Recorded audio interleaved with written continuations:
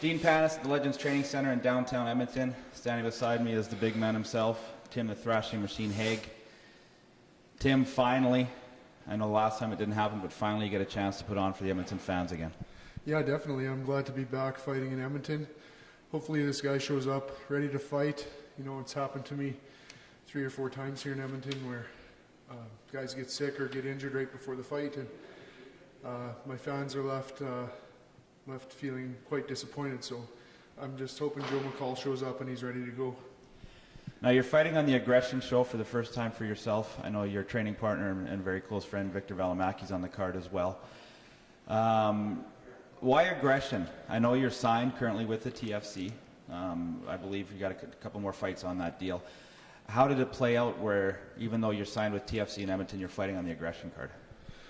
Well, when I got released from the UFC last time, I contacted TFC and I wanted to fight right away, and I didn't hear anything from them, so I just pursued other avenues, and Aggression offered me a great fight here against Joe McCall, so I decided I'd take the fight and stay active, and I plan on going back to the TFC and fighting for them as well, and there's no hard feelings there. Both sides are very understanding, which I appreciate. And I'm a man of my word, so when I say that I'll fight for TFC again, I will. And I'm just happy that Aggression's treating me well. Now, it's actually, I like it. It's good to see that with all the promoters in Edmonton and a lot of bad blood between them and going against each other, it's nice to see 2 local promotions actually be able to work out a deal. What's really in the best interest for the fans and themselves, because I think it'll help build up both promotions, that you're fighting for Aggression while you're on the TFC card, or not the card, the TFC contract. Yeah, I agree. When promoters can get along like that, it makes things a lot easier on the fighters, and it makes the fighters want to perform more, I think. And hopefully you'll see that in my fight against Joe McCall. Now, Joe McCall, 8-2, trains with Matt Hughes at Hit Squad. What exactly do you know about Joe McCall? I did a little research on him, and I've heard that he had a fairly impressive boxing career, and when I researched him, the Joe McCall I found that was a heavyweight only had 2 pro fights. I believe he was 1-0-1, so maybe he had an impressive amateur career, I'm not sure, and seemed to have taken up MMA in 2007. He beat Josh Hendricks, who fought Gonzaga in the UFC, so he's at that level, and that's the kind of guys I want to fight, and I'm just excited for the fight. Now, you touched on earlier about your release from the UFC. That was a fight in Montreal you took on short notice.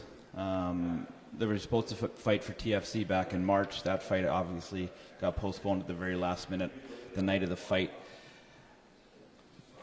It was your second time with the UFC. You had been released earlier after the Tuchscherer fight. But you seem to be on good terms with the UFC, and what I mean by that is, you know, heavyweights are always getting hurt last minute. They call you up, you're stepped in. You weren't actually training for that fight. You were down in Vegas, I know, training with Forrest and getting those guys ready. So it's different when you're training as somebody's sparring partner as opposed to getting ready for a fight. Walk us through the Joey Beltran fight, not just the fight itself, but the whole experience leading up to that in the last-minute phone call.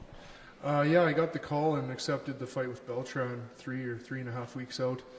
And I wasn't in as good a shape as I should have been as a pro fighter, and I've worked on that, and you likely won't see that happen ever again. I'm back in shape, and yeah, against Beltran, I just my pace, I just couldn't keep the pace that I wanted, and Beltran kind of outpaced me and won the decision in that fight. But I'm quite confident I'll be back, and I'll be a contender in the UFC. Now, the thing about your last couple of fights with Tuchscherer and with Beltran, the decisions didn't go your way. The Tuchscherer fight, I think, should have been a draw, and the reason I say that is I think that third round was a 10-8 round. And as well, the Beltran fight, in both those fights, you've been in a position to win in the third round. You had them both in full mount. Tuchscherer, you had leaned over on the side of the cage, and you were just feeding him. But you haven't been able to finish when you've been in those spots. And I know Beltran was definitely an issue of cardio. Mm-hmm. The one time you were able to gain full mount, when you almost postured up to gain your breath and you threw you off. I look at you now, you look a little bit leaner, in better shape definitely. You lost those fights, you learned a lot. Yeah, definitely. I learned that I need to be in top physical condition. I should be 3-1 in the UFC right now, but instead I'm 1-3 because I wasn't in quite good enough shape against Tusherer or Beltran. And if I just would have pushed it that little bit more, I would have a winning record and still be in the UFC. So I'm hungry to get back there and show everyone what can I do, what I can do when I'm in shape. And so I've prepared accordingly. Now, you know, we've definitely touched on the UFC experience. To me, and you might not want to hear this, but it all goes back to Todd Duffy.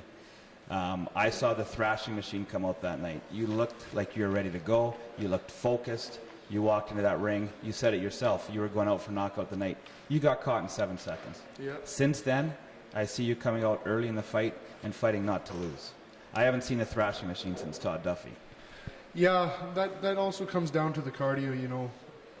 After I fought Duffy, the last 2 fights, for some reason, like I've said earlier in the interview, I just didn't show up in shape, so I wanted to make sure that I paced myself. And, you know, it maybe the knockout did affect me subconsciously, and I didn't want to engage right away, but I'm over it now, and, you know, I've sparred hard with Victor, and we've gotten very, very well prepared for the fights and aggression here. And, I think the old thrashing machine is back. Well, I can tell you this. If Tim the thrashing machine shows up to fight Joe McCall, he's in for a long night. You've never lost in front of Edmonton fans. You're back, and I'm sure you're going to be focused, and you got a lot of people behind you. Yeah, I'm excited to be fighting back home again. All the local support is huge, and just to have my teammates there supporting me is huge as well. And I just hope to put on a great show for the fans and for everyone who's helped me get this far in my career. For Top MMA News in the Edmonton fight scene, I'm Dean Panas. Dean Panas with Tim the Thrashing Machine Hague. Tim, I know you're a little pissed off right now. Just got out of the ring training with Victor. Found out Joe McCall broke his hand. The fight is for July 9th. As far as the fight goes, you're still going to be fighting at this time. You just don't know who you're going to be facing. Yeah, at the moment I'm prepared to fight whoever it may be. It just sucks, but, you know, it seems to be the story of my life that my opponent gets hurt or something before a fight, and we're scrambling to find somebody 2 or 3 weeks, 1 week out from my fight. So whoever it may be, I just hope they show up ready to fight, because I'm not a happy camper. Now, I know you lost your last fight in front of your hometown, Edmonton. The night of the fights, actually, you were at the Shaw Conference Center getting ready to go. At least, you know, being 10 days out from the fight, the aggression people should be able to find your opponent. Yeah, I didn't lose the fight, but I lost my opponent. Yeah, it sucks. Like, you know, the aggression guys are working hard to find me somebody, and I'm confident that they will, but it's just tough mentally, you know. I was preparing to fight Joe McCall for the last 3-4 weeks, and now I've got to prepare to fight somebody different. So I guess that's the life of a fighter, and you deal with it as best you can, and I'll be ready to put on a show no matter what. Now, the opponent's up in the air, but the one thing is the fight is in Edmonton in front of your home fans, and I know how excited you are about that. Yeah, very excited. I can't wait to finally fight back in Edmonton. My last fight here was in September of 2008, so it means a lot to come back and put on a great show for my fans, because I really love you guys.